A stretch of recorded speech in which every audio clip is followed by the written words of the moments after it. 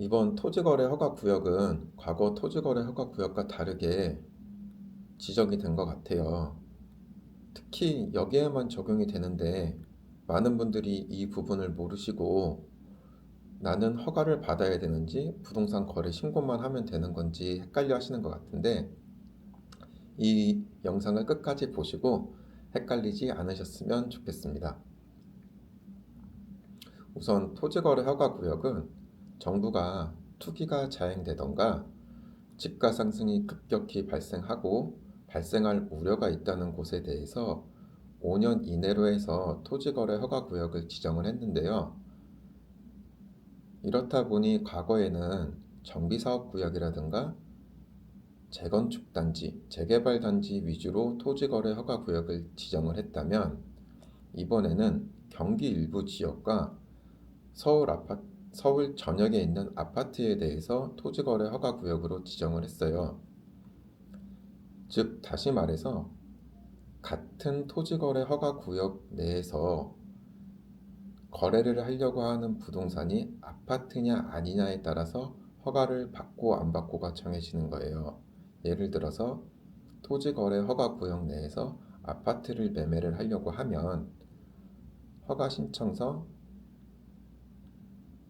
토지 이용 계획서, 자금 조달 계획서 등을 가지고 허가를 받아야 되는 상황이고요. 만약 빌라를 매매를 하려고 하면 지금처럼 계약을 하시고 30일 이내에 부동산 거래 신고만 하면 되는 거예요. 그러니까 경기 일부 지역에서 여기 누구는 토지거래 허가를 받아야 된다, 누구는 부동산 신고만 하면 된다, 이런 식으로 많이 헷갈려 하시는데 내가 매매를 하든 내가 계약을 하려는 부동산이 아파트인지 빌라인지, 그러니까 아파트인지 오피스텔인지, 아파트인지 아닌지만 확인을 하신 다음에 만약에 계약을 하시려는 부동산이 아파트라면 토지거래 허가를 꼭 받으셔야 되는 거고요. 그게 아니라면 현재는 거래 계약을 하시고 30일 내에 부동산 거래 신고만 하시면 됩니다.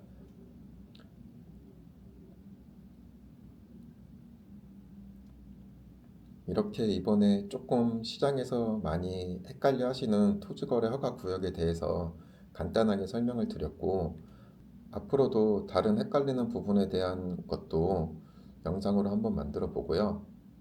부동산 계약할 때 꿀팁이라든지 부동산 계약 시 주의사항, 특약 같은 것도 한번 정리해서 영상으로 제작해 보려고 합니다. 앞으로도 많은 관심 부탁드립니다.